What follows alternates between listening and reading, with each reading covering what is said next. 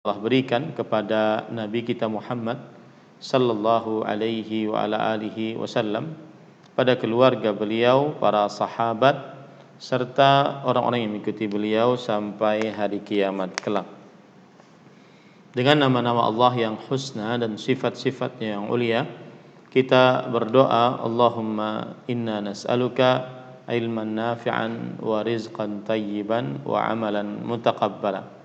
Wahai Allah, sesungguhnya kami mohon kepada Engkau ilmu yang bermanfaat, rezeki yang baik, dan amal yang diterima. Allahumma amin.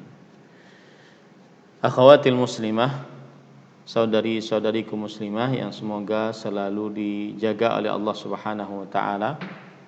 Pada kesempatan kali ini saya ikut pengajian Nadita online melalui aplikasi Zoom dengan handphone, karena kebiasaan jika memakai wifi maka akan tidak stabil internetnya. Oleh karena itu mohon maaf jika tidak ada tulisannya dan ada di Facebook. Ini adalah pertemuan yang ke-33. Kita membahas kitab Tauhid dengan membaca syarahnya, yaitu Al-Mulakhas fi Syarhi Kitab Tauhid. Akhawatil muslimah hafizakumullah, saudari-saudariku muslimah yang semoga selalu dijaga oleh Allah Subhanahu wa taala. Kita masih pada bab yang ke-13, yaitu babun minasyirki al-istighatsatu an yastaghitsa bi ghairillah aw yad'uwa ghairahu. Bab termasuk syirik adalah istighatsah atau berdoa kepada selain Allah. Dan kita sudah membaca beberapa dalil, yaitu 2 dalil yang sudah kita baca. Kita pada kesempatan kali ini membaca dalil yang ketiga. Penulis hafizahullahu ta'ala berkata, wa qawlihi fabtaghu 'indallahi rizqa wa'buduhu washkuru lah ilaihi turja'un. Firman-Nya, mintalah rezeki itu kepada Allah dan sembahlah Dia semata, serta bersyukurlah kepadanya, hanya kepadanya lah kalian dikembalikan. Surat Al-Ankabut ayat 17.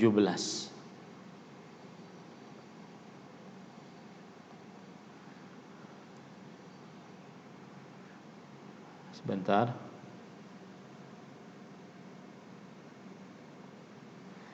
Taib.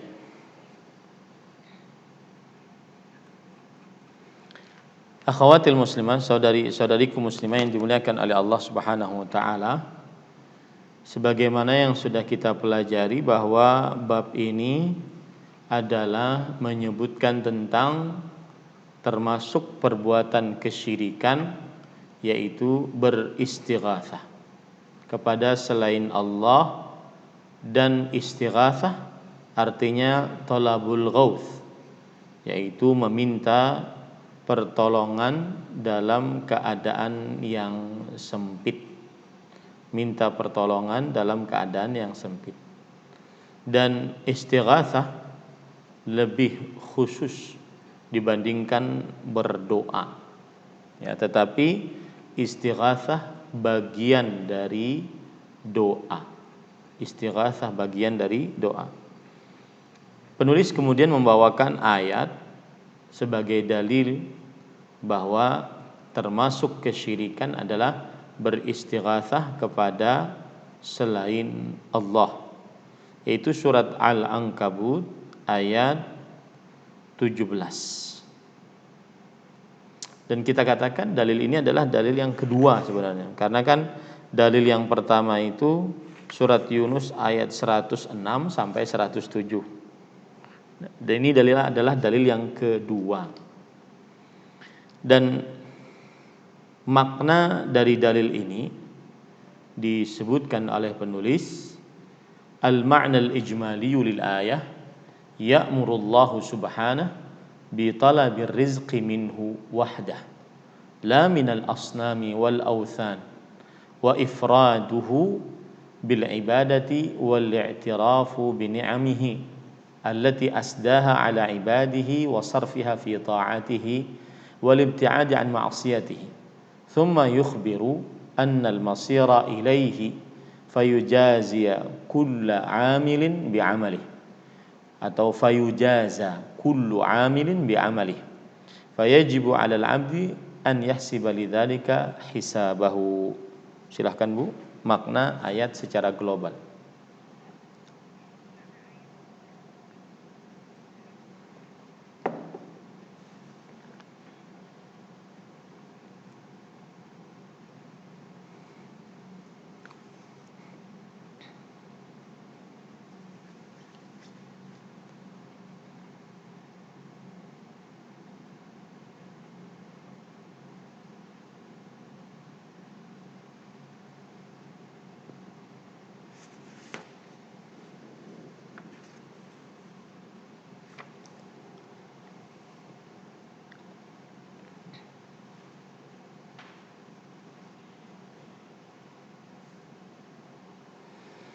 Taib.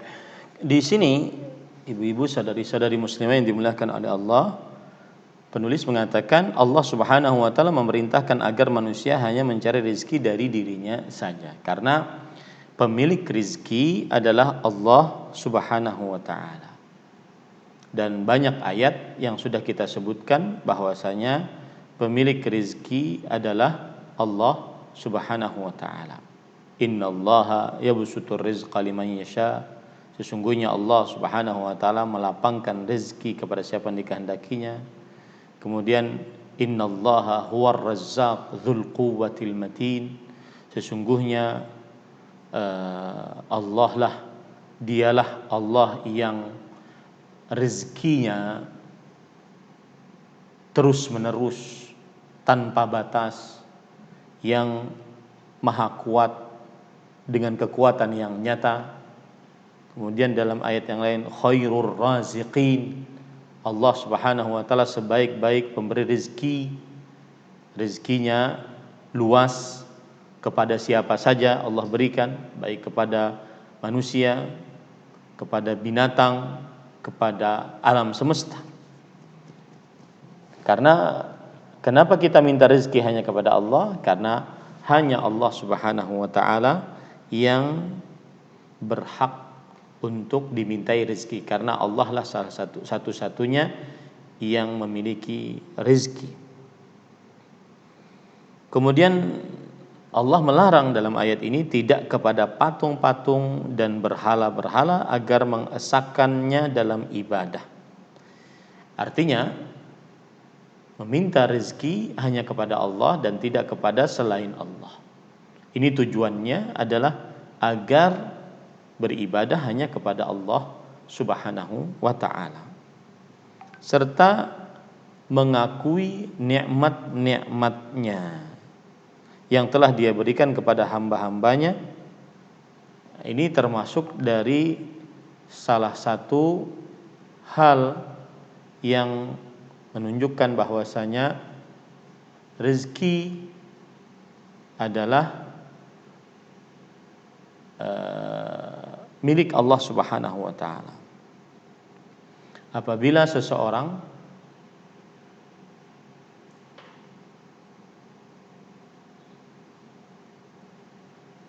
ingin bersyukur, maka wajib baginya untuk mengakui nikmat-nikmat Allah Subhanahu wa taala. Karena salah satu langkah pertama untuk bersyukur adalah mengakui nikmat Allah Subhanahu wa taala. Dan nikmat-nikmat Allah Subhanahu wa taala yang diakui itu baik kita ada dalam diri kita atau yang kita rasakan ataupun yang kita pakai itu adalah nikmat Allah Subhanahu wa taala. Kemudian penulis mengatakan di sini dan menggunakan nikmat tersebut untuk menjalankan ketaatan, menjauhi kemaksiatan kepadanya. Cara bersyukur adalah mengenal nikmat, mengenal pemberi nikmat, kemudian mencintai pemberi nikmat dan tidak mengingkari nikmat tersebut dari si pemberi nikmat, dan kemudian menggunakan nikmat tersebut hanya untuk beribadah kepada Allah Subhanahu wa taala. Menggunakan nikmat tersebut hanya untuk beribadah kepada Allah Subhanahu wa taala.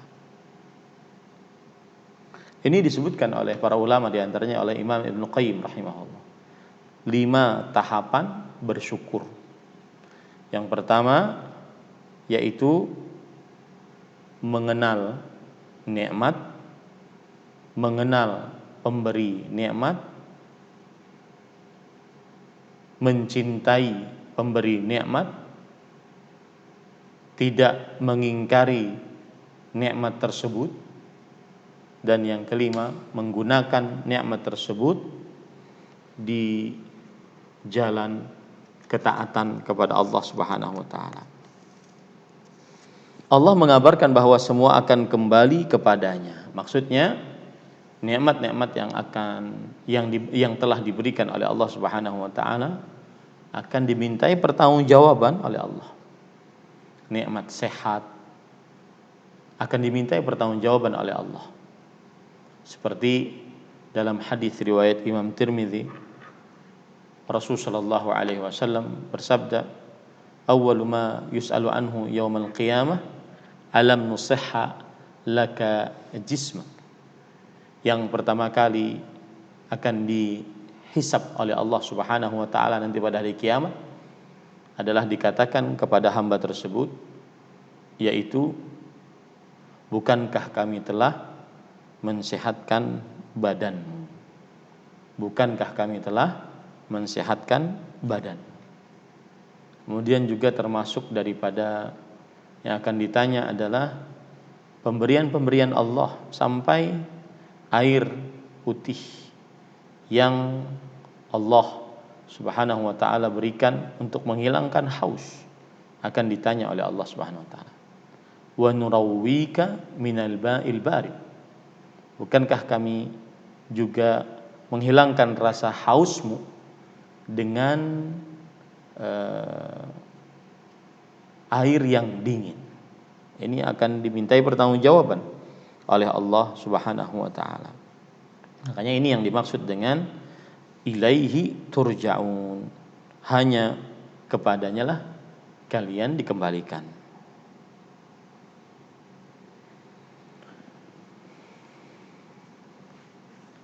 Bahkan jika kita membaca tafsir ayat-ayat yang berkaitan dengan pertanyaan tentang nikmat, maka pertanyaannya sangat banyak. Di antaranya Allah berfirman, wa amma bi ni'mati rabbika fahaddits. Dan adapun dengan nikmat Rabbmu, bukan itu ayatnya. Ayatnya adalah wala tus'alunna yauma idzin anin na'im. Dan sungguh kamu akan benar-benar ditanya pada hari itu tentang nikmat. Sungguh kamu akan benar-benar ditanya pada hari itu tentang nikmat. Para ulama tafsir di antaranya Al-Hasan Al-Basri mengatakan akan ditanya segala sesuatu, hatta syarbata asal, sampai minum madu itu ditanya oleh Allah Subhanahu wa taala. Akan ditanya segala sesuatu. Maka ini patut kita perhatikan bahwa bagaimana kita nanti berhadapan dengan Allah Subhanahu wa taala tentang nikmat-nikmat yang Allah telah berikan. Apakah kita bisa mempertanggungjawabkannya atau tidak? Kemudian penulis mengatakan munasabatul ayati lil bab anna fiha wujuba ifradillahi bid-du'a'i wal ibadah wal radd 'ala al-musyrikin alladhina ya'buduna ghairahu. Nah,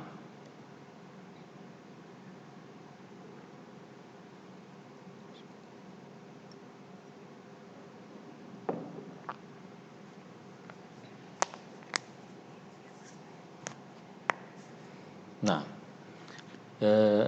hubungan ayat ini dengan bab adalah kewajiban beribadah hanya kepada Allah dan bantahan kepada kaum musyrikin yang beribadah kepada selain Allah. Kalau ada yang bertanya, apa hubungannya dengan bab istighatsah? Ya kan di sini urusan rezeki.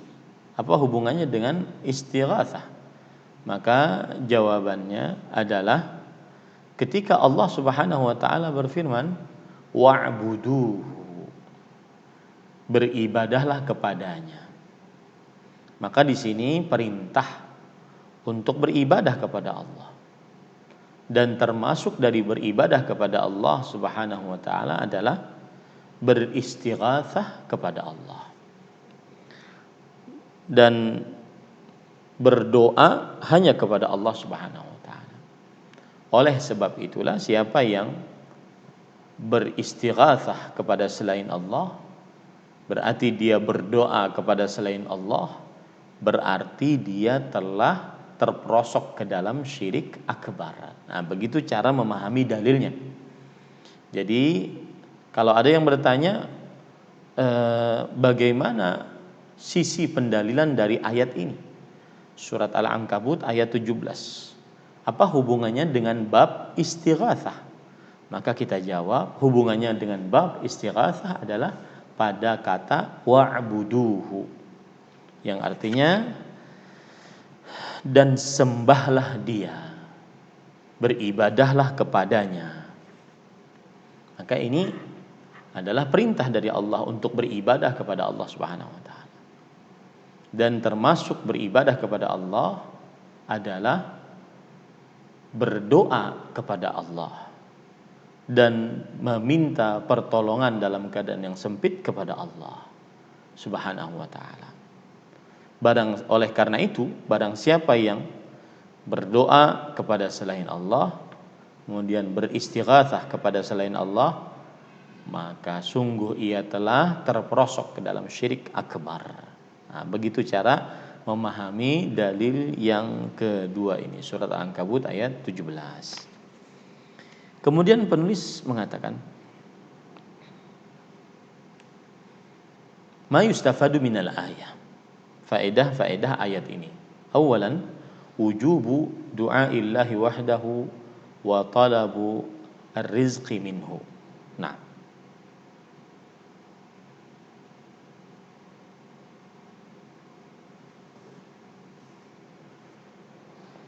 Nah, kewajiban berdoa hanya kepada Allah dan mencari rezeki hanya kepadanya.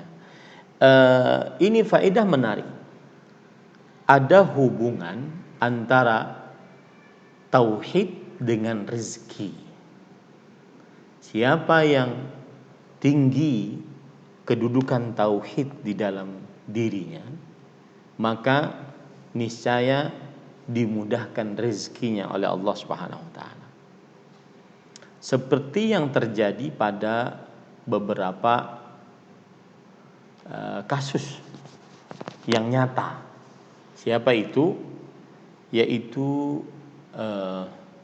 Maryam alaihissalam. Allah Subhanahu wa taala ketika memerintahkan Maryam dalam surat Ali Imran, ya Maryamu qunuti li rabbiki wasjudi warka'i ma'ar raki'in. Wahai Maryam, berkunutlah.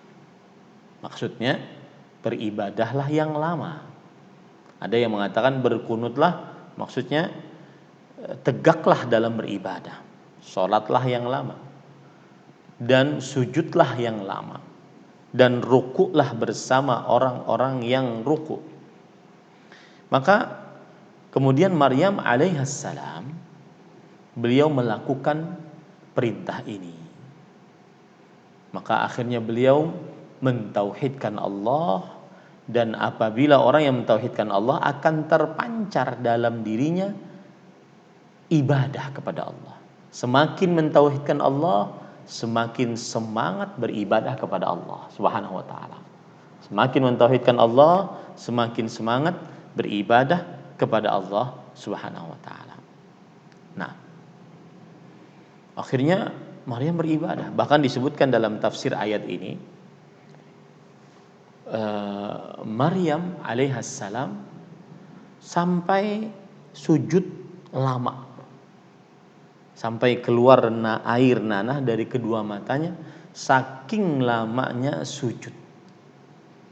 Lihat ya, tauhid yang kuat menghasilkan ibadah yang kuat, dan ibadah yang kuat melancarkan rezeki. Ibadah yang kuat melancarkan rezeki. Makanya Nabi Zakaria alaihissalam ketika beliau yang merupakan paman dari Maryam alaihissalam berkunjung ke tempat ibadahnya Maryam. Ketika memasuki tempat ibadahnya Maryam, maka Nabi Zakaria bertanya, kullama dakhala 'alaiha Zakaria al-mihraba wajada 'indaha rizqa.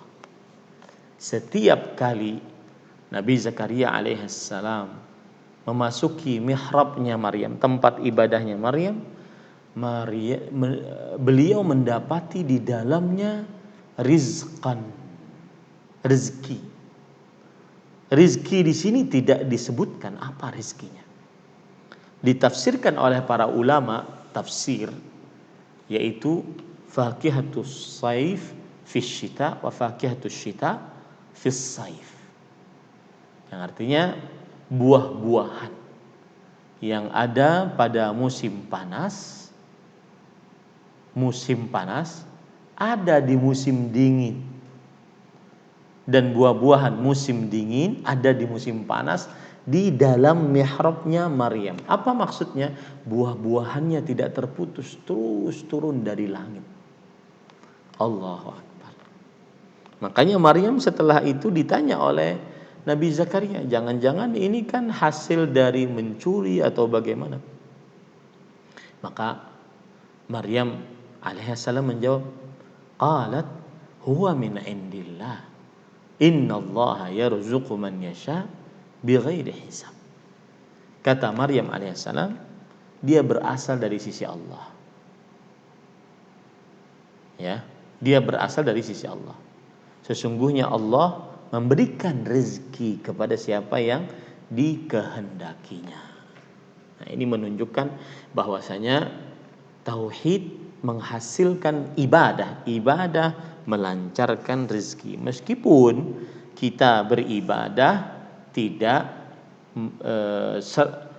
murni ingin rezeki saja dari dunia.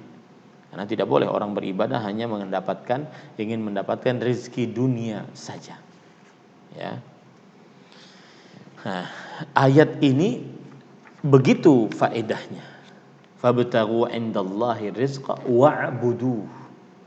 Mintalah rezeki itu kepada Allah dan beribadahlah kepadanya. Kata Imam Ibnu Utsaimin rahimahullah, ada hubungan antara ibadah dengan rezeki. Kata beliau, annal ibadah min talabir rizq. Ingat ini baik-baik. Ibadah termasuk dari mencari rezeki. Jadi orang beribadah itu dia termasuk dari mencari rezeki. Dari mana Ustaz sisinya? Kalau begitu saya duduk ada di atas sajadah, istighfar, berdoa, tidak perlu untuk bekerja. Nah, kita katakan iya,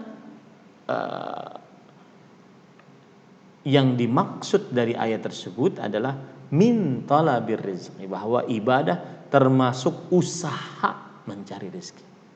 Termasuk usaha.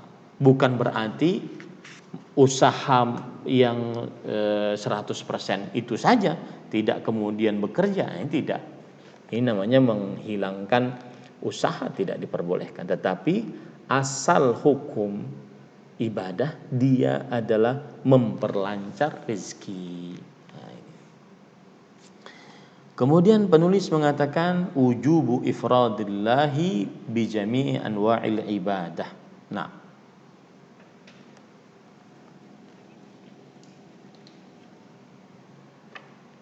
Nah, ini sudah jelas ya. Ini ibadah apapun dari mulai Islam, iman, ihsan. Ya, kalau kita belajar usulul tsalatsa kan sudah kita pelajari itu. 3 landasan pokok dasar agama Islam. Ya. Kita sudah pelajari itu. Bahwa ibadah apapun baik itu berupa yang lahir ataupun yang batin, yang lahir seperti Islam, yang batin seperti iman, yang lahir seperti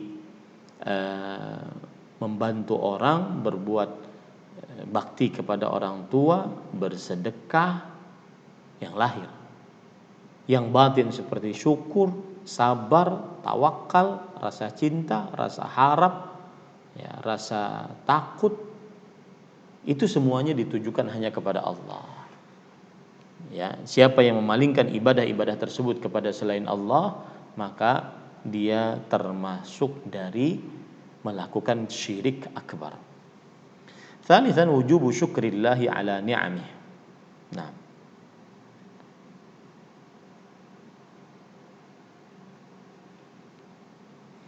Nah, hukumnya wajib bersyukur itu. Berarti yang tidak bersyukur berdosa dan diancam siksa kalau begitu.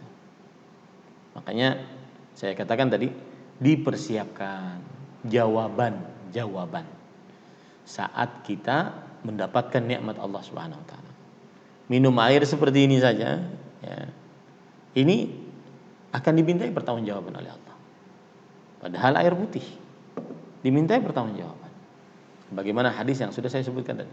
Apalagi nikmat-nikmat besar. Dan termasuk tanda orang tersebut bersyukur adalah dia menggunakan nikmat tersebut dalam ketaatan kepada Allah Subhanahu wa taala. Nah, yang keempat, itsbatul ba'tsi wal jaza. Nah,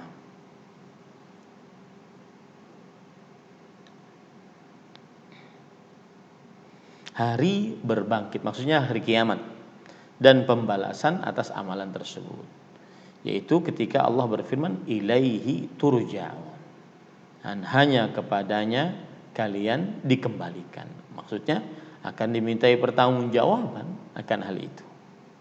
Nah, kemudian annahu la tunafi baina talabir rizq wal iktisab wa ibadatillah wa anna al-islam fihi khairud dini wad dunya. Nah. Ya, silakan.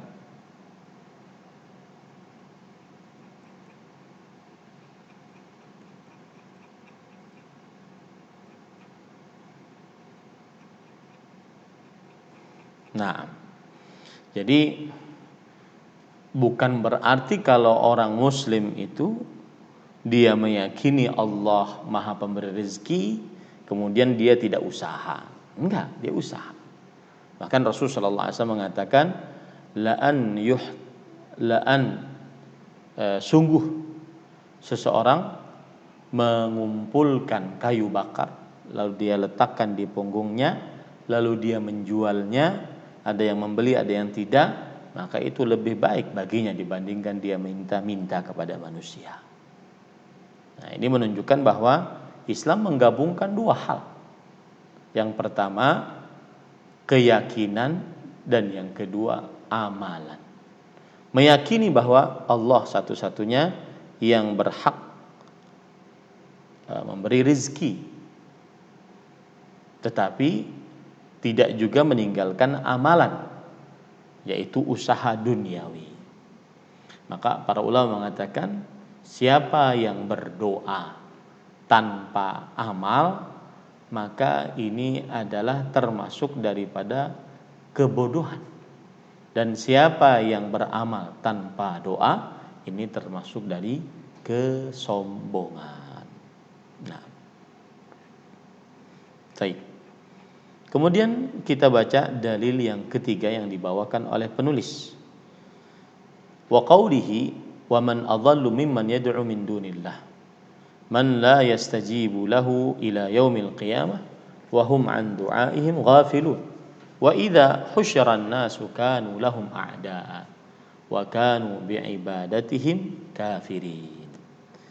Firman Allah Subhanahu wa taala, dan tiada yang lebih sesat daripada orang yang memohon kepada sembahan-sembahan selain Allah, yang tidak dapat memperkenankan permohonannya sampai hari kiamat, dan sembahan-sembahan itu lalai dari memerhatikan permohonan mereka.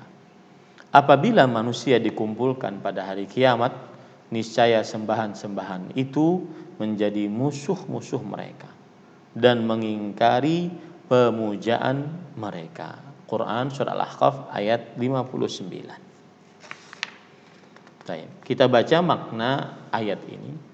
Al-ma'na al-ijmali lil ayah anna Allah Ta'ala hakama bi annahu la adalla mimman da'a ghaira Allah minal makhluqin mimman la yaqdiru ala ijabati da'watihi fid din wa la yush'iru bi du'a'i man da'ahu wa idza qamatil qiyamah wa jumi'an nasu 'ada man da'ahu wa tabarra'a minhu falaysa hadzal musyriku illa fi nakad fid darain la yahsulu ala ijabati fid dunya wa tajhadu ibadatuhu fil akhirah ahwaja ma yakunu ilaiha. Nah,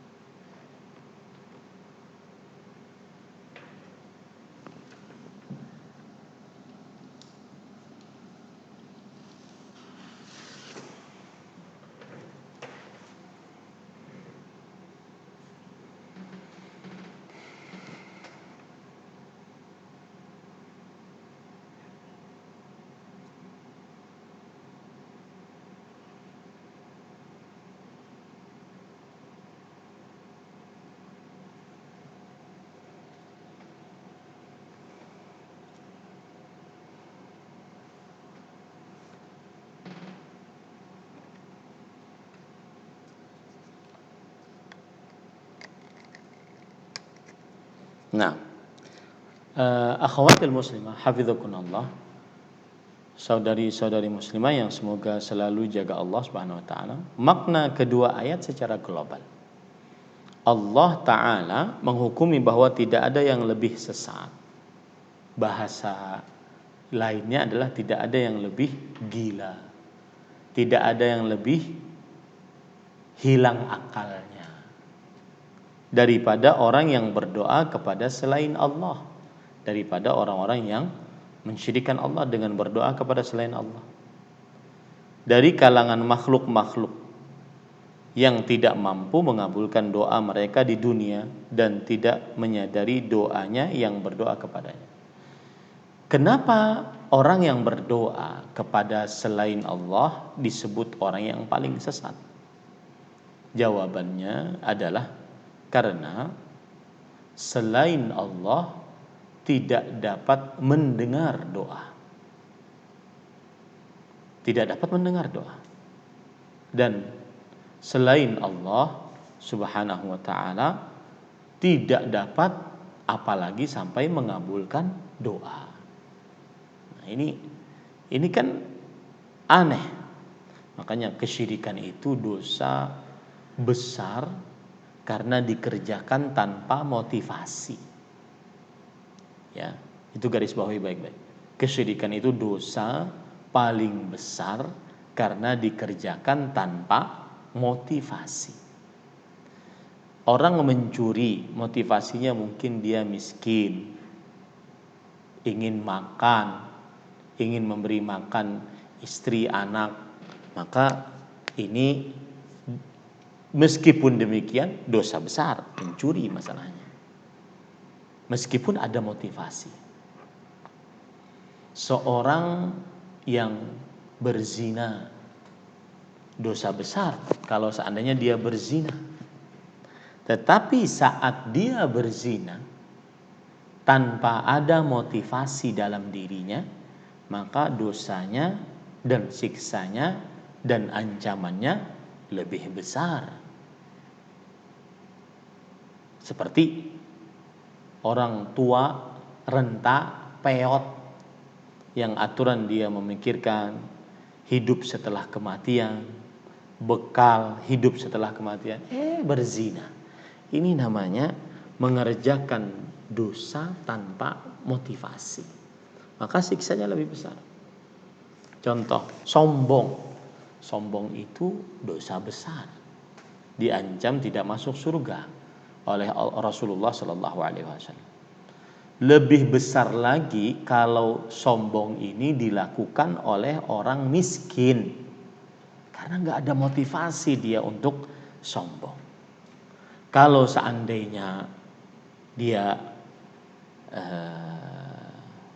kaya, maka ada motivasi dia sombong. Itu pun dosa besar, bukan wajar. Kalau kaya sombong bukan wajar, dosa besar. Lebih besar lagi kalau miskin sombong. Nah, dosa syirik, dosa berdoa, beristighatsah kepada selain Allah, itu adalah dosa besar. Kenapa? Karena tidak ada motivasi dia untuk melakukan kesyirikan. Coba bayangkan, dia meninggalkan Allah yang maha pencipta, maha pengatur, maha kuasa, maha segala hal. Dia tinggalkan dan berdoa kepada makhluk yang tidak mendengar doanya dan tidak bisa mengabulkan doanya. Coba apa motivasinya? Ya kan? Apa motivasinya?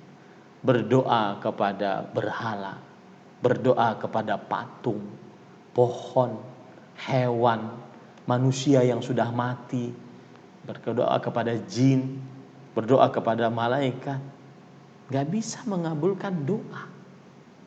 Ini para ikhwan yang dirahmati oleh Allah.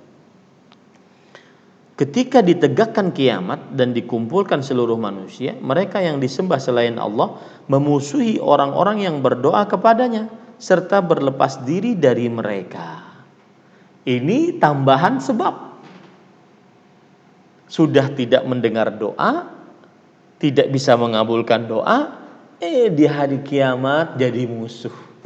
Saya beri contohnya, ada orang yang menyembah Nabi Isa. Sudah Nabi Isa tidak bisa mendengar doa dan tidak bisa mengabulkan doa saat sekarang ini. Ya. Di hari kiamat Nabi Isa alaihissalam sedang berlepas diri dari orang yang mensyirikkannya. Ya, berlepas dari orang yang mensyirikkan. Ini kan sedih gitu. Jadi di dunia kita bela-bela, ternyata di akhirat beliau yang kita bela malah berlepas diri, takut kepada Allah Subhanahu wa taala. Takut kepada Allah. Ya.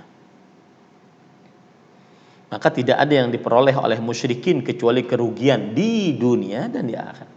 Di dunia doanya tidak didengar, doanya tidak dikabulkan. Di akhirat orang-orang yang disyirikkan tersebut berlepas diri, bahkan mereka mengkufuri perbuatan orang-orang yang mensyirikkannya. Di dunia mereka tidak memperoleh jawaban atas permintaan mereka, dan di akhirat ibadah mereka diingkari dengan hujah yang lebih kuat daripada ketika di dunia. Ini ya bahaya sengsaranya orang yang melakukan kesyirikan. Makanya benar-benar tidak ada akal yang melakukan kesyirikan itu. Meninggalkan Allah yang maha kuasa, maha pencipta, maha pengatur, pergi kepada jimat dengan segala macam bentuknya. Manusia, bahkan manusianya sudah mati. Ya, jin, dia makhluk. Malaikat, dia makhluk. Ya. Nah, ini para ikhwah. Jadi tidak ada akal orang yang mensyirikkan Allah tersebut. Nah, kemudian selanjutnya munasabatul ayataini lil bab anna fihima al hukma ala man da'a ghairallahi bi annahu adallu ad-dallin wa anna ad-du'a ibadatun faman sarafahu li ghairillah fahuwa musyrik. Nah,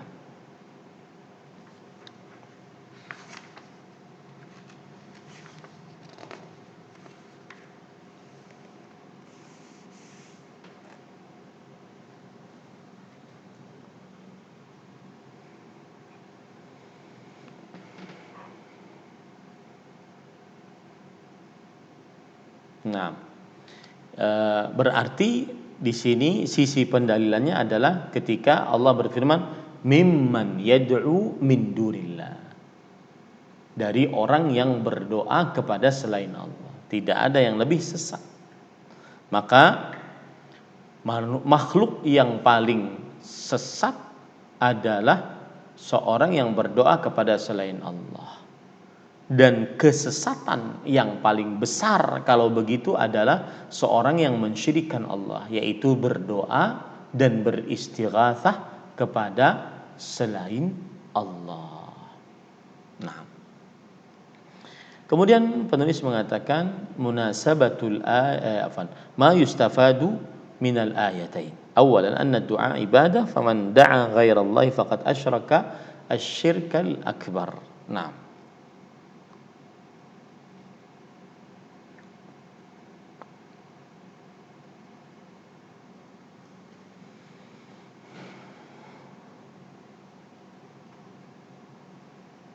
ini sudah dipahami ya. Tsaniyan bayanu syaqawati man yad'u ghairallah fid dunya wal akhirah.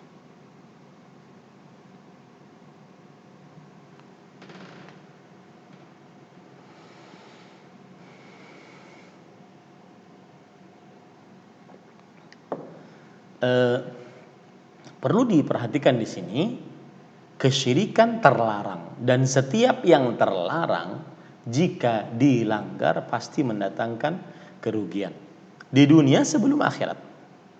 Ya, di dunia sebelum akhirat. Di dunia tadi apa yang diinginkan tidak tercapai. Di akhirat maka orang-orang yang mereka syirikan akan berlepas diri dan mengingkari kesyirikan mereka. Ya. Contoh sama yang hadis tentang memakai jimat. Rasulullah SAW bersabda, "Man 'allaqa wada'atan fala wada'allahu lah." Siapa yang meletakkan wada'ah, yaitu kerang, maka hatinya tidak akan tenang. Jadi Allah akan mengasih kepada orang yang melakukan kesyirikan kebalikan dari niatannya. Nah, itu harus dipahami baik-baik. Man 'allaqa tamimatan fala atammallahu lah. Siapa yang menggantungkan jimat, Allah tidak akan sempurnakan urusannya di dunia. Allah akan memberi kebalikan dari yang dia minta. Kebalikan dari yang dia minta. Ini hati-hati para ikhwah. Nah, thalithan anna syirka huwa a'zamud dhalal. Nah,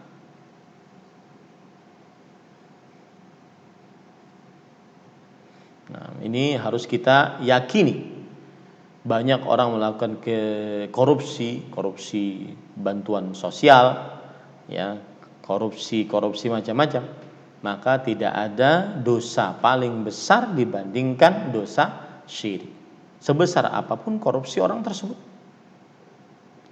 Bukan berarti meremehkan dosa korupsi. Akan tetapi jika dilihat dari sisi mana yang lebih besar, maka dosa kesyirikan lebih besar. Nah. Rabi'an itsbatul ba'tsi wal hasyri wal jazaa.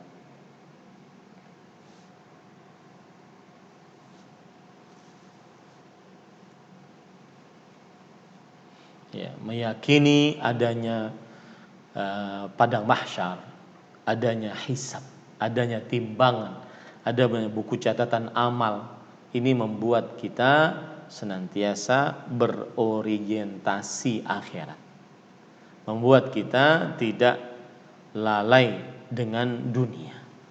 Nah, sering-sering mengingat tentang padang mahsyar, kemudian hisab, mizan timbangan, buku catatan amal, dan seterusnya dari fase-fase kehidupan akhirat sampai kepada surga atau neraka.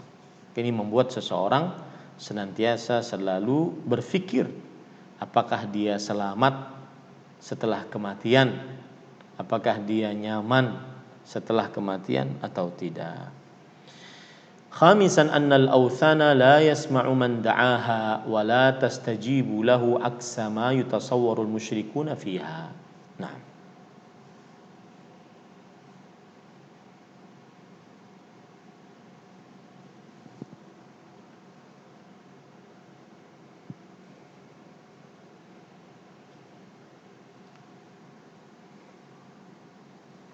Nah, apa pandangan kaum musyrikin pada berhala itu? Bahwa berhala itu bisa menyampaikan doa mereka kepada Allah. Bahkan melalui perantara berhala doa mereka lebih cepat sampai. Nah, disitulah kesyirikan mereka.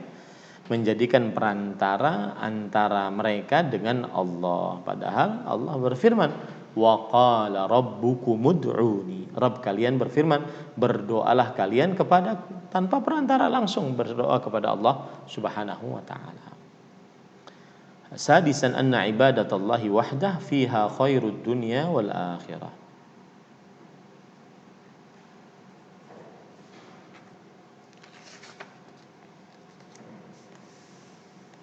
Iya. Jadi dari ayat ini kita bisa mengambil pelajaran contoh perbuatan syirik akbar adalah beristighatsah kepada selain Allah atau berdoa kepada selain Allah. Kenapa demikian? Karena di dalam ayat ini Allah Subhanahu wa taala menyatakan sesat, bahkan paling sesat orang yang berdoa kepada selain Allah. Nah, itu dia.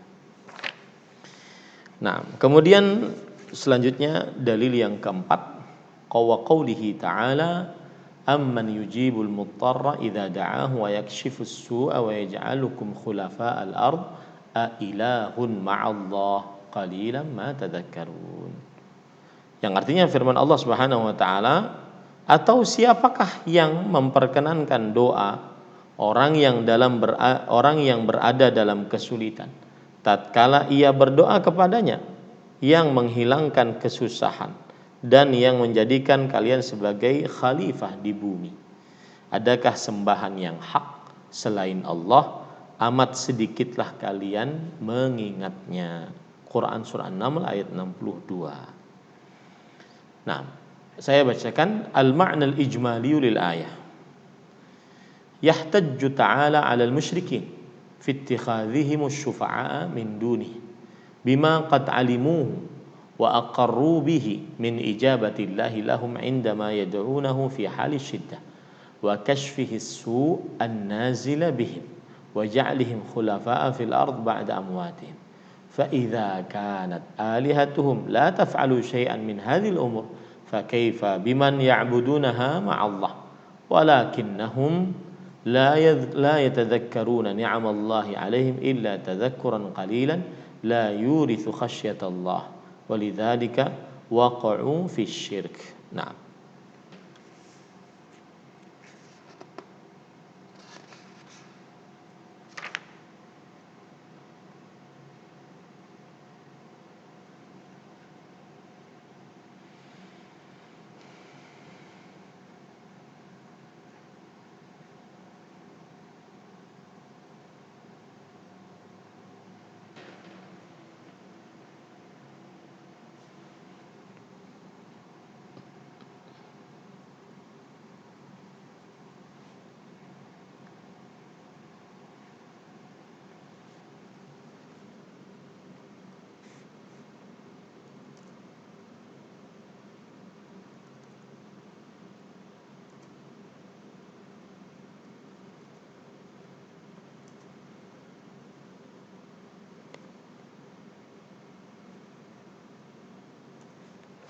Baik. Para ikhwah yang dirahmati oleh Allah, makna ayat yang disebutkan oleh penulis di sini adalah Allah Ta'ala berhujjah. Berhujjah di sini maksudnya adalah membantah. Nah, itu dia. Allah Ta'ala berhujjah maksudnya di sini adalah membantah orang-orang musyrik yang telah menjadikan selain Allah sebagai penolong-penolong mereka dari selain Allah. Dengan apa yang telah mereka ketahui dan telah akui tentang dikabulkannya doa-doa mereka oleh Allah ketika mereka berdoa dalam keadaan sulit. Jadi maksudnya gini, kalian ini kenapa nyembah selain Allah? Kalian kan sudah tahu bahwasanya tidak ada yang mengabulkan doa kalian saat kalian dalam keadaan sulit kecuali Allah. Nah, itu dia. Saat kalian dalam keadaan sulit kecuali Allah Subhanahu wa taala. Kok kalian mau-maunya berdoa kepada selain Allah? Itu dia. Sama seperti di dalam ayat fa idza rakibu fil fulki da'awullah. Jika mereka naik kapal di tengah lautan terombang-ambing oleh ombak, mereka berdoa kepada Allah. Alamma najahum ilal barri idahum yusyrikun. Dan jika mereka doa kepada Allah pasti dikabulkan. Dan itu salah satu rahmat Allah. Dan itu bukti tauhid menyelamatkan. Tetapi ya Allah tadi nyanggah. Kalian sudah tahu doa-doa kalian itu tidak ada yang mengabulkan kecuali Allah. Kenapa kalian masih berdoa kepada selain Allah? Hei kalian, gitu. Ya, itu yang dimaksud oleh Allah Subhanahu wa taala. Kemudian kalian juga sudah tahu bahwasanya tidak ada yang menghilangkan keburukan-keburukan yang menimpa kalian kecuali Allah. Kenapa kalian masih berdoa kepada selain Allah? Kalian juga sudah tahu bahwa Allah telah menjadikan kalian sebagai khalifah di bumi. Allah telah menjadikan kalian sebagai khalifah di bumi. Saya ingin mengangkat masalah khalifah ini ya. Sering orang mungkin belum begitu paham. Kita baca dari beberapa ahli tafsir. Para ikhwan yang dirahmati oleh Allah Subhanahu wa taala,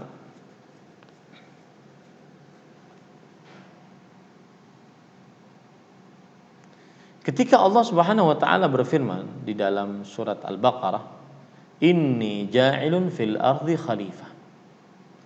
Ini sebenarnya adalah ayat yang Allah Subhanahu wa taala sedang menyebutkan nikmat-nikmatnya kepada manusia. Ya, yang Allah Subhanahu wa taala sebenarnya sedang menyebutkan nikmat-nikmatnya kepada manusia. Di antara nikmatnya adalah Allah mengeluarkan manusia dari kekufuran, Allah yang menghidupkan mereka setelah mereka mati, Allah yang menciptakan mereka, menciptakan untuk mereka ketika mereka hidup di dunia, sarana-sarana, ya. Dan kemudian Allah Subhanahu wa taala menjadikan manusia tersebut khalifah di bumi. Artinya gini, Allah ciptakan semua sarana-sarana ini. Kemudian Allah ciptakan manusia mengatur sarana-sarana tersebut. Jadi sebenarnya ayat itu Allah sedang menceritakan nikmat-nikmat Allah Subhanahu wa taala kepada manusia. Ya, bahwa salah satu nikmat Allah adalah Allah Subhanahu wa taala menjadikan manusia sebagai khalifah. Khalifah di sini adalah pengatur atas apa yang Allah ciptakan dari sarana-sarana untuk hidup di atas muka bumi ini. Nah, itu maksudnya ya, para ikhwan yang dirahmati oleh Allah Subhanahu wa taala. Dan ayat ini tidak ada kaitannya dengan kepemimpinan. Ya, khilafah. Ayat ini tidak ada kaitannya dengan itu. Ya, ayat ini kaitannya adalah Allah Subhanahu wa taala menjadikan manusia sebagai khalifah, yang artinya sebagai pengurus, ya, sebagai apa? Pengurus atas sarana-sarana yang Allah Subhanahu wa taala ciptakan di atas muka bumi ini. Begitu ya, bisa dipahami ya. Nah, kemudian penulis mengatakan, apabila sembahan-sembahan mereka tidak bisa melakukan hal-hal tersebut, bagaimana mereka bisa menyembah sembahan itu bersama Allah? Nah, ini sanggahan Allah. Kalau kalian tahu doa kalian itu yang ngabulkan Allah, kemudian keburukan-keburukan kalian itu yang menghilangkan Allah, kok kalian malah berdoa kepada selain Allah, minta kepada selain Allah? Ya, selain Allah tidak memiliki kekuatan apa-apa. Nah, itu dia. Itu sanggahan Allah kepada orang-orang musyrik. Akan tetapi mereka tidak mengingat nikmat-nikmat Allah yang telah mereka terima kecuali sedikit sekali, sehingga tidak mewariskan rasa takut kepada Allah. Itulah penyebab mereka terjatuh ke dalam kesyirikan. Nah, ini yang saya pernah singgung, bahwasanya salah satu target operasi iblis mengganggu manusia adalah membuat manusia tidak bersyukur. Dan salah satu sebab kenapa target operasi iblis adalah membuat manusia tidak bersyukur, yaitu di dalam syukur terdapat tauhid. Nah, itu dia. Ya, kalau orang bersyukur, akhirnya dia mewariskan takut kepada Allah, mewariskan ibadah hanya kepada Allah, karena dia bersyukur kepada Allah Subhanahu wa taala.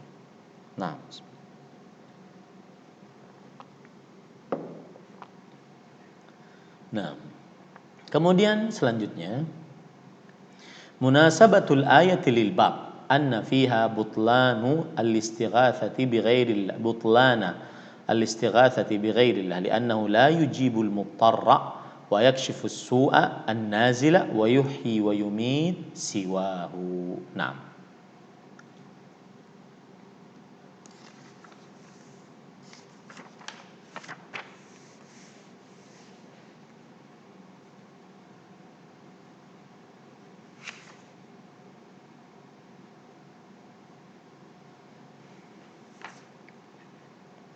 ya, jadi kalau kita lihat sisi pendalilan ayat ini yang berkaitan dengan bab adalah ketika Allah berfirman, siapakah yang sanggup mengabulkan doa orang-orang yang dalam kesulitan dan mengangkat keburukan-keburukan.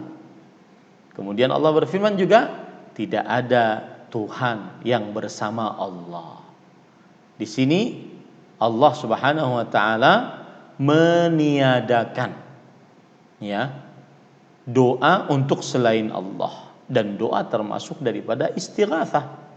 Oleh sebab itu tidak ada yang mengabulkan doa orang dalam kesulitan, yaitu istighatsah, mengangkat kesulitan-kesulitan, kecuali Allah. Maka jika istighatsah, berdoa dalam keadaan sulit, berdoa kepada selain Allah, maka berarti dia masuk ke dalam kesyirikan. Ma yustafadu minal ayat butlanul istighatsati bighairillah fima la yaqdiru alaihi illallah. Nah,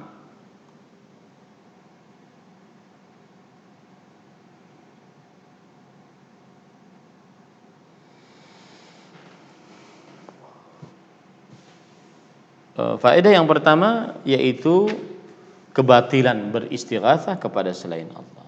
Kenapa tidak boleh istighatsah kepada selain Allah? Karena selain Allah tidak mampu mengabulkan doa, tidak mampu menghilangkan keburukan. 2, annal musyrikina muqirruna bi tauhidir rububiyah wa lam yudkhilhum dzalika fil Islam.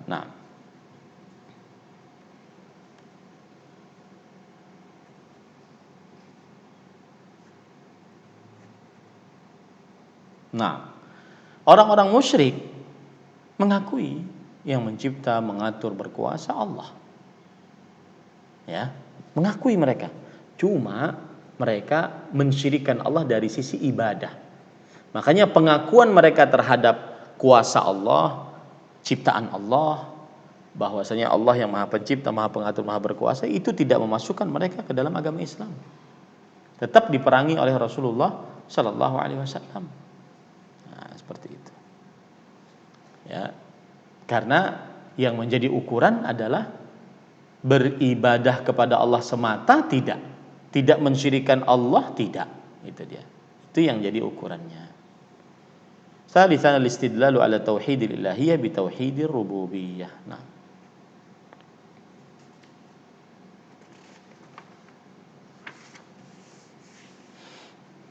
Nah, jadi begini.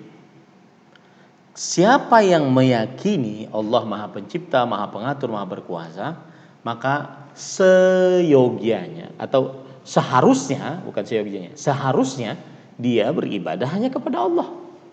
Berdoa hanya kepada Allah. Beristighatsah hanya kepada Allah. Beristi'anah hanya kepada Allah. Beristi'adzah hanya kepada Allah. Nah, itu maksudnya. Siapa yang meyakini tauhid rububiyah, meyakini Allah Maha Pencipta, Maha Pengatur, Maha Berkuasa, maka semestinya dia sudah beribadah, maka semestinya dia harus berdoa hanya kepada Allah Subhanahu wa taala. Nah, 4. Al-ihtijaju al-musyrikin bima aqarru bihi ala ma jahaduhu. Nah.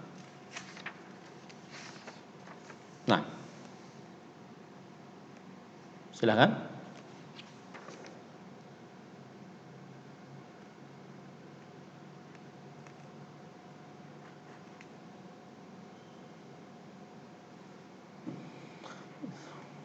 Jadi mereka itu meyakini Allah Maha Pencipta, Maha Pengatur, Maha Berkuasa, tapi mereka mensyirikan Allah dalam ibadah. Ini harus dipahami baik-baik ya, jangan sampai tidak paham nih. Ya, apa itu tauhid rububiyah, apa itu tauhid uluhiyah.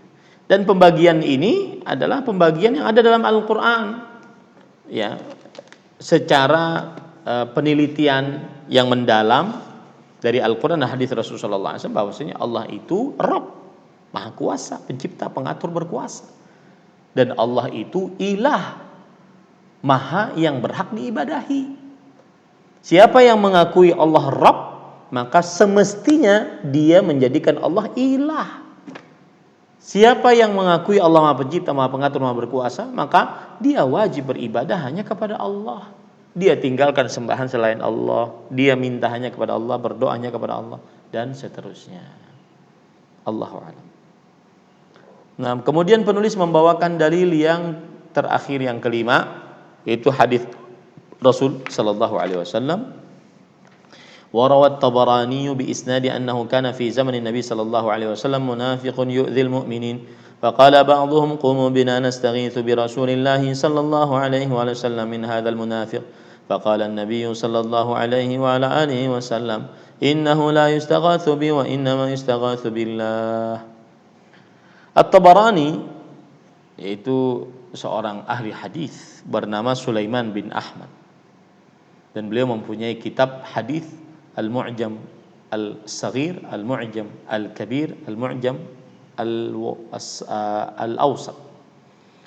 Beliau meriwayatkan dengan sanadnya bahwa pada zaman Nabi Muhammad sallallahu alaihi wasallam pernah ada seorang munafik yang selalu menyakiti orang-orang beriman. Oleh karena itu berkatalah salah seorang di antara mereka, marilah kita beristighatsah kepada Rasulullah sallallahu alaihi wasallam terhadap tindakan buruk orang munafik ini. Ya, ini lihat kata-katanya, marilah kita beristighatsah kepada Nabi Muhammad sallallahu alaihi wasallam. Ya, terhadap tindakan buruk orang munafik ini. Maka Nabi Muhammad sallallahu alaihi wasallam bersabda, sesungguhnya tidak boleh beristighatsah kepadaku. Beristighatsah itu hanya kepada Allah semata. Ya. Baik, makna hadis adalah al-ma'na al-ijmali lil hadis, lamma qawiya al-islam kana hunaka sinfun minal kuffar ra'au ad-dukhula fil islam zahiran wal baqa' 'ala al-kufri batinan summu bil munafiqin wa kana yasduru minhum min al-aqwal wal af'al ma yudhayiqul muslimin wa min dhalika ma hasala min hadzal rajul hatta talaba ba'du as-sahabati minan nabi sallallahu alaihi wasallam kaffahu wa zajrahu wan nabiyyu sallallahu alaihi wasallam yaqdiru ala dhalik, lakin lamma kanat as-sighatu allati taqaddamu biha ilaihi fiha isa'atu adabin ma'allahi ta'ala ma yanbaghi an tuqal istankaraha Nabi sallallahu alaihi wasallam ta'liman as-sahabati wa saddan li dhari'ati syirik wa himayatan lit tauhid. Nah,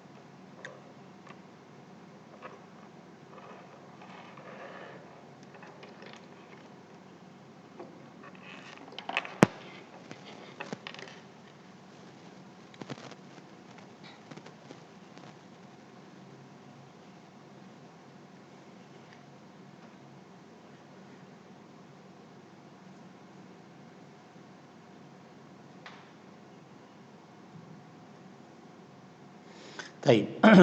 Saya akan berbicara sedikit tentang kemunafikan. Jadi gini, sebelum Nabi Muhammad SAW berhijrah ke kota Madinah, itu ada seorang yang bernama Abdullah bin Ubay bin Salul. Dia ini terkemuka di penduduk kota Madinah. Sebentar lagi dia menguasai penduduk kota Madinah. Artinya menjadi pemimpin di penduduk kota Madinah. Datang Nabi Muhammad SAW. Pas datang, orang-orang lebih memuliakan Nabi Muhammad SAW. Nah, disinilah terjadi kemunafikan bermuka dua.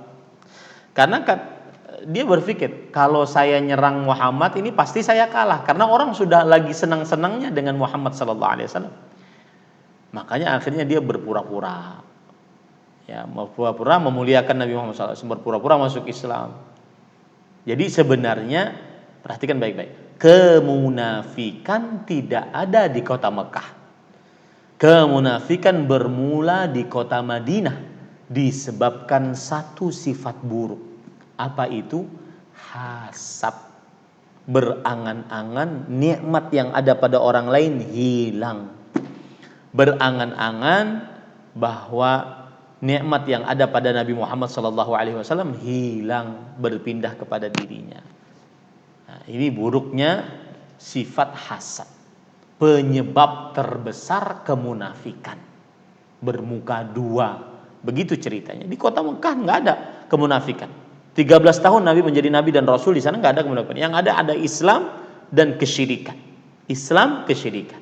Sedangkan di kota Madinah ada Islamnya, ada kesyirikannya, ada kemunafikannya. Disebabkan karena ini manusia satu ini, Abdullah, namanya Abdullah, hamba Allah subhanahu. Abdullah bin Ubay bin Salul. Ya, dia iri dengan kedudukan Rasulullah SAW. Tapi kalau dia frontal menentang langsung Rasulullah SAW, akan ditinggalkan orang dia. Maka akhirnya dia menyelinap.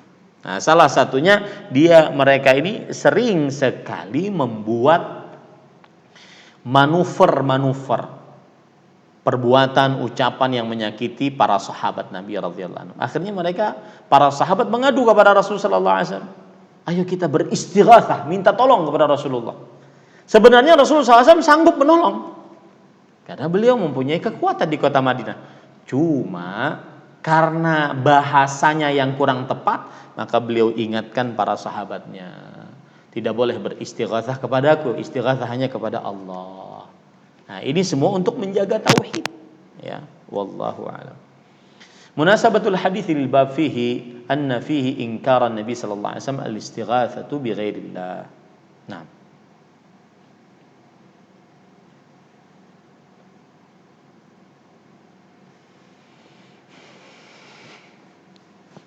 Ya, kan di dalam hadis disebutkan tadi, la yustaghatsu bi, sesungguhnya tidak boleh beristighatsah kepadaku. Ini pembatalan istighatsah kepada selain Allah, meskipun kepada Rasulullah sallallahu alaihi wasallam. Kemudian juga di dalam hadis disebutkan innama yustaghatsu billah, Sesungguhnya beristighatsah hanya kepada Allah. Ini pembatasan istighatsah hanya kepada Allah. Maka berarti menjadikan istighatsah kepada selain Allah syirik akbar. Ya. Nah, kemudian penulis mengatakan, "Ma yustafadu minal hadits annahu la yustaghatsu bin Nabi sallallahu alaihi wasallam wa ghairuhu min babi aula." Nah,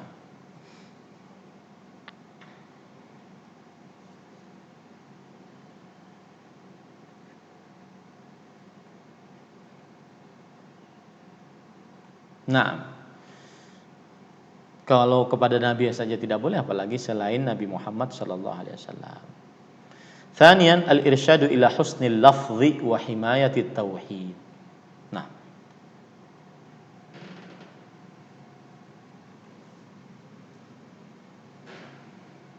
ini hati-hati nih. Ya, orang yang sudah belajar tauhid hati-hati ngomongnya. Jangan sampai kurang adab terhadap Allah dari sisi tidak bertauhidnya atau mengurangi tauhidnya. Ya, seperti misalkan, untung ente datang. Kenapa nggak ucapkan alhamdulillah? Ya, ini hati-hati. Orang yang sudah belajar tauhid hati-hati ucapannya. Ya. Nah, kemudian yang ketiga, tsalitsan saddut turuqil mufdhiyati ila syirik.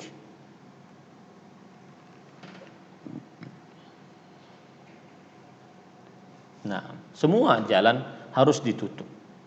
Ya, bukan berarti itu syirik, tetapi bisa menghantarkan kepada kesyirikan. Rabi'an masyru'iyatus sabri 'alal adza fillah. Nah,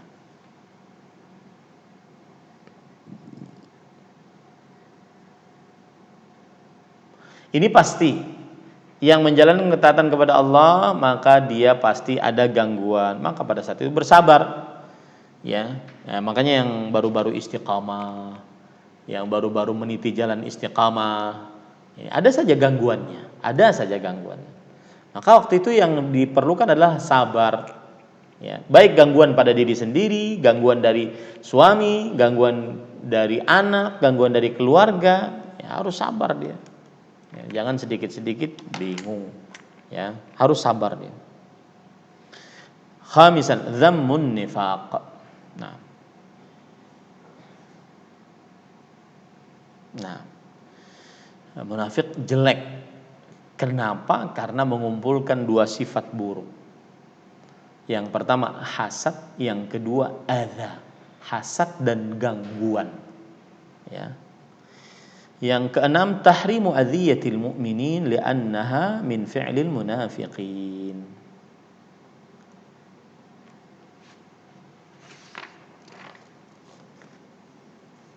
Baik, hadza wallahu alam. Sallallahu nabiyana Muhammad walhamdulillahirabbil alamin. Masih ada waktu untuk bertanya sekitar 10 menit. Jika ada yang ingin bertanya, dipersilahkan. Nah,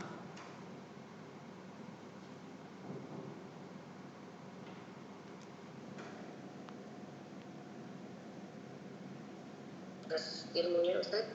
Silakan bagi yang ingin bertanya. Pertanyaan diutamakan sesuai dengan materi, bisa langsung dengan menggunakan raise hand, kemudian kami akan menunjuk, atau bisa juga di chat, dituliskan di room chat. Silakan Umat. Assalamualaikum. Waalaikumsalam warahmatullahi wabarakatuh. Silakan Bu.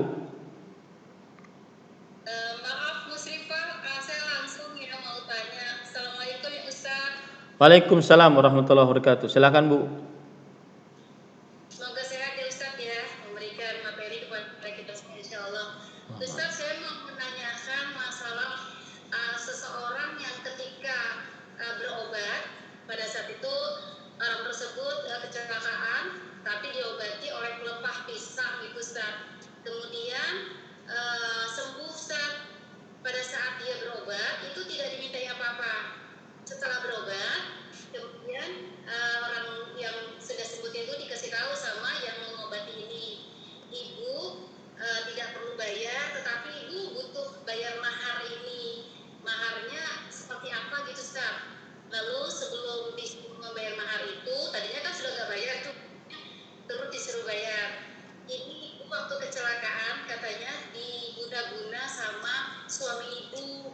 memang di dalam tuan rumah.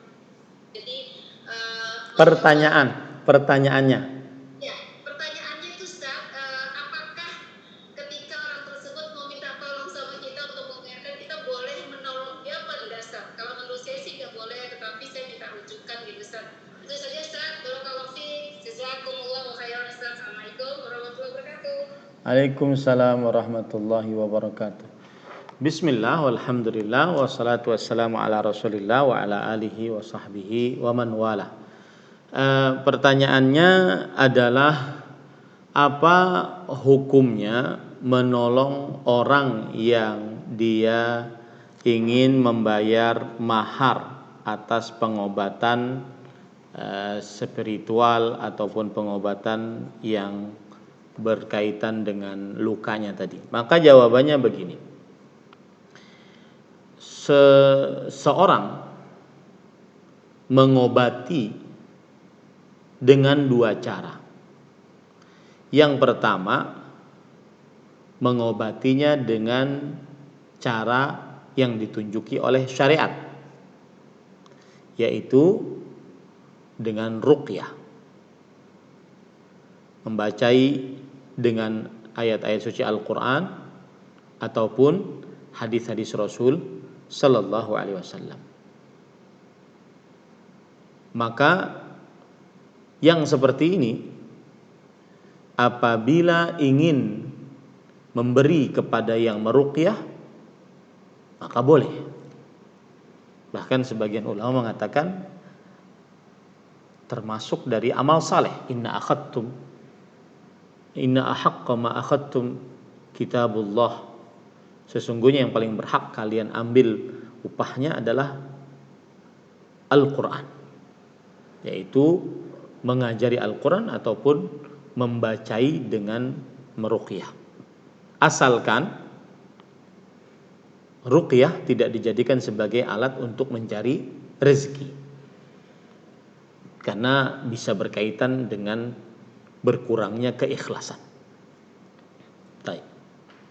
Cara yang kedua mengobati adalah dengan sebab qadari, sebab yang sudah terbukti bahwa sebab tersebut bermanfaat. Seperti obat sakit kepala, obat turun panas, obat yang sudah terbukti. Maka ini boleh karena dia termasuk sebab qadari.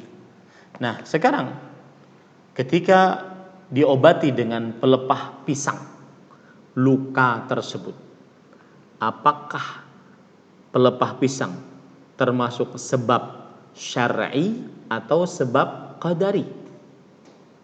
Maka saya belum dapati bahwasanya dia adalah sebab syar'i. Tidak seperti kurma, ajwa, tidak seperti air zam-zam. Itu sebab syar'i selain ruqyah tadi. Dan dia juga saya belum tahu adalah bahwa dia sebab qadari, artinya sebab yang menyembuhkan dengannya obat sebuah luka. Maka pada saat itu dikhawatirkan pengobatan ini adalah pengobatan perdukunan, mengobati dengan kekuatan gaib. Maka ketika mengobati dengan kekuatan gaib, maka pada saat itu kita tidak boleh tolong menolong terhadapnya. Ya, tidak boleh tolong menolong terhadapnya untuk membayarkan mahar orang tersebut. Apalagi ada kata-kata mahar tadi. Maka ini mengkhawatirkan pengobatan yang seperti ini, lebih baik dijauhi. Wallahu a'lam. Nah.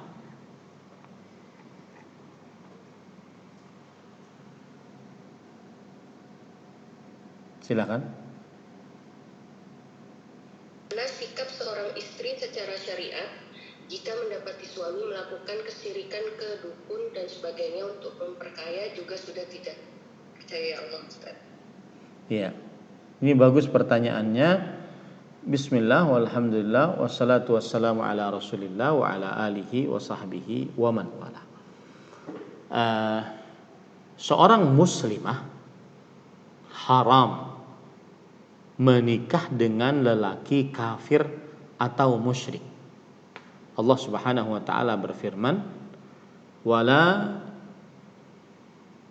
tunkihul musyrikin."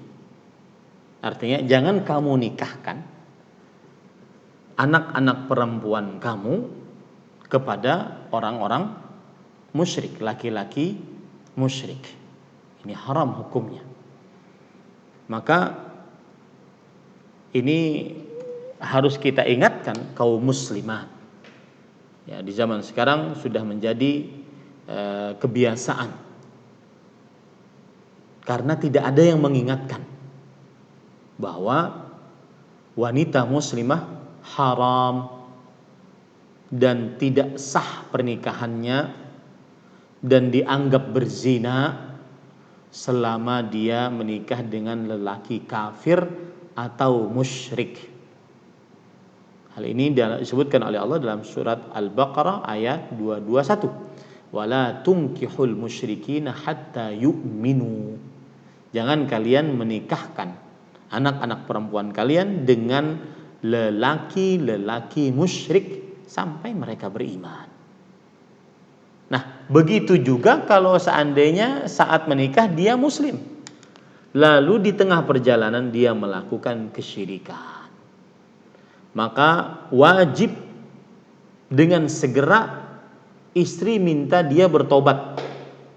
Jika dia bertobat, maka berarti lanjut pernikahan. Jika tidak, maka wajib berpisah dari suami seperti itu. Berpisah ya, bukan talak ya. Secara hukum syar'i berpisah. Karena dia murtad, dia musyrik, apalagi tadi disebutkan tidak percaya Tuhan. Wallahu a'lam. Nah,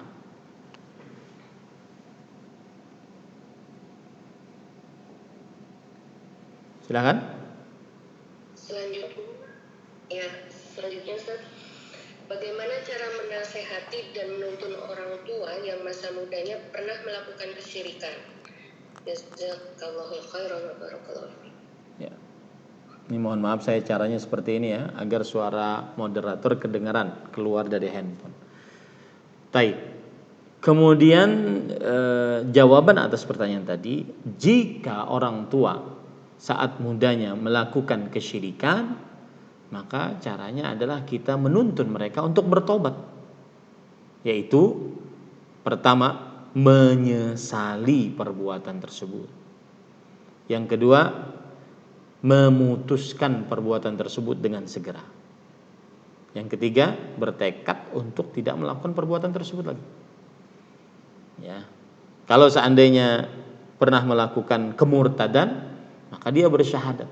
Baik bersyahadat sendiri, syahadat depan anaknya, ya tidak perlu diumumkan, bersyahadat sendiri.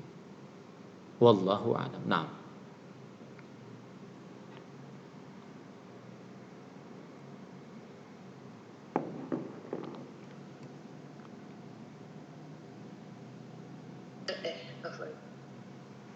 Hukum bertanya pada jin yang merasuki orang. Contoh bertanya di mana letak buhul atau siapa yang menyihir dan di mana dukunya. Itu Ustaz.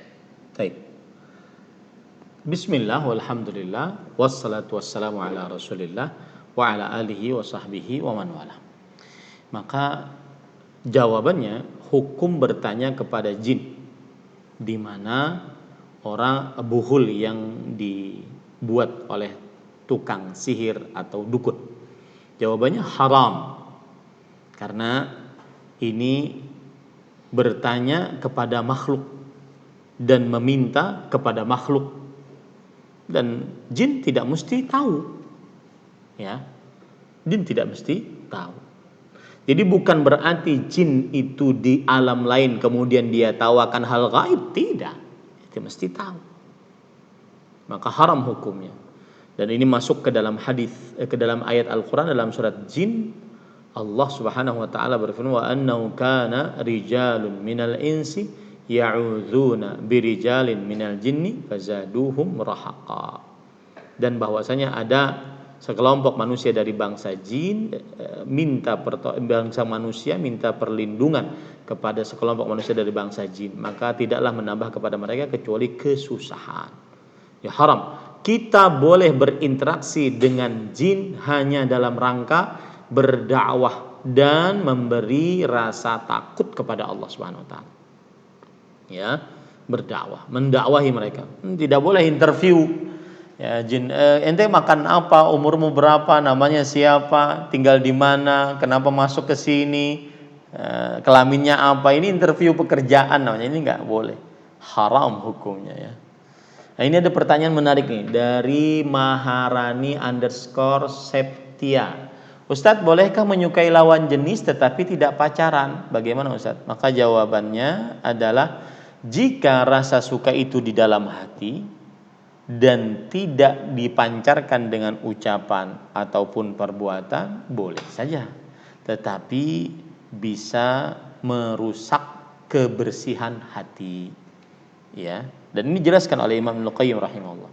Yang terlarang adalah apabila rasa suka tersebut diekspresikan dengan ucapan dan perbuatan yang mendekatkan kepada perbuatan zina, maka ini haram hukumnya. Wallahu a'lam.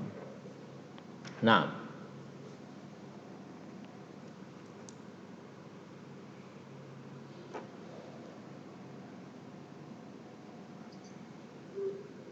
Assalamualaikum Ustaz, bertanya.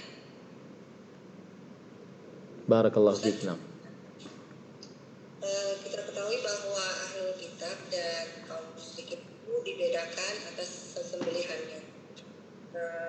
Namun kita ketahui bahwa kaum Nasrani dari ahlul kitab itu kebanyakan mereka kan menyembah Isa, Maryam alaihissalam, dan apa yang menyebabkan menjadi mereka berbeda dalam sesembelihannya itu, Ustaz? Bagaimana penjelasan? Ya. Bismillah, walhamdulillah, wassalatu wassalamu ala rasulillah wa ala alihi wa sahbihi wa man wala.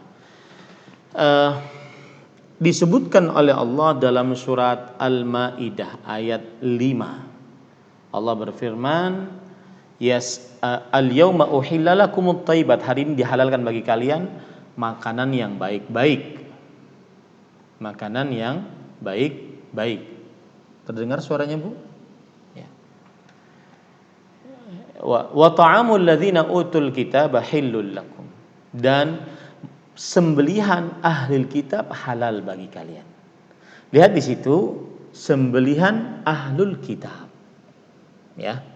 Surah Al-Maidah ayat 5. Ini jelas penegasan dari Allah bahwa ahlul kitab sembelihannya boleh. Rahasianya apa? Kenapa ahlul kitab sembelihannya boleh? Maka jawabannya adalah karena mereka ahlul kitab, diberikan kitab suci kepada mereka. Cuma mereka merubah kitab suci tersebut. Tapi asal hukumnya mereka ahlul kitab. Itu rahasianya kenapa mereka dibolehkan sembelihannya untuk kaum muslimin. Tetapi perhatikan baik-baik. Jika mereka diketahui dengan pasti menyembelih dengan nama selain Allah, maka tetap haram hukumnya. Gitu ya. Atau jika mereka menyembelih dengan cara sembelihan selain Islam, tetap haram hukumnya. Jadi mereka menyembelih, apabila mereka menyembelih kemudian kita tidak mengetahui apakah mereka menyembelih dengan cara Islam atau tidak, maka asal hukumnya halal. Ya, seperti misalkan ayam-ayam yang ada di frozen freezer itu yang dijual, yang diimpor dari luar negara Islam, maka pada saat itu asal hukumnya ini ayam halal. Ya, ini ayam halal. Kenapa? Karena datang dari ahli kitab. Ayamnya halal. Kecuali kalau kita mengetahui atau ada isu bahwasanya mereka menyembelih dengan nama selain Allah atau menyembelih dengan cara yang disyariatkan. Oh, kan kebanyakan orang-orang mereka memang menyembelih dengan nama selain Allah. Nah, kita katakan kan kita tidak tahu. Yang penting asal hukumnya dia halal. Kecuali kalau kita tahu. Nah, itu baru seperti itu ya. Wallahu a'lam. Nah, cukup kiranya Bu ya. Mudah-mudahan bisa disambung nanti lain waktu. Nah.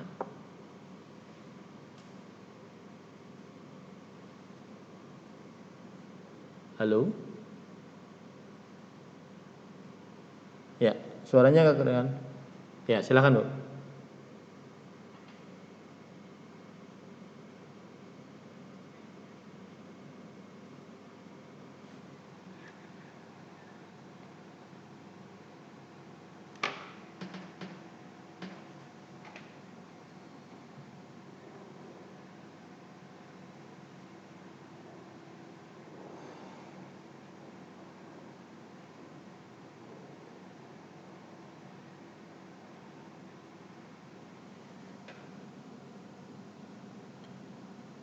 Dan di hari Kamis, pembahasan kitab Tauhid, kitab Al-Mulakhas karangan Syekh Dr.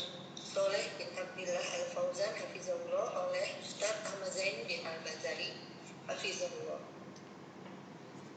Kami ucapkan jazakumullah khairan atas partisipasi antum sekalian. Semoga Allah berkahi ilmu ini dan menjadikan cahaya dan tuntunan bagi kita semua. Pesan kami tetap semangat belajar menuntut ilmu, tetap menjaga protokol COVID dimanapun antum sekalian berada. Demikian berakhir sudah kajian hari ini. Mari kita tutup dengan doa kafaratul majlis. Subhanakallahumma bihamdika asyhadu an la ilaha illa anta astaghfiruka wa atubu ilaik. Sekian kami undur diri. Jazakumullah khairan wa barakallahu fikum jami'an.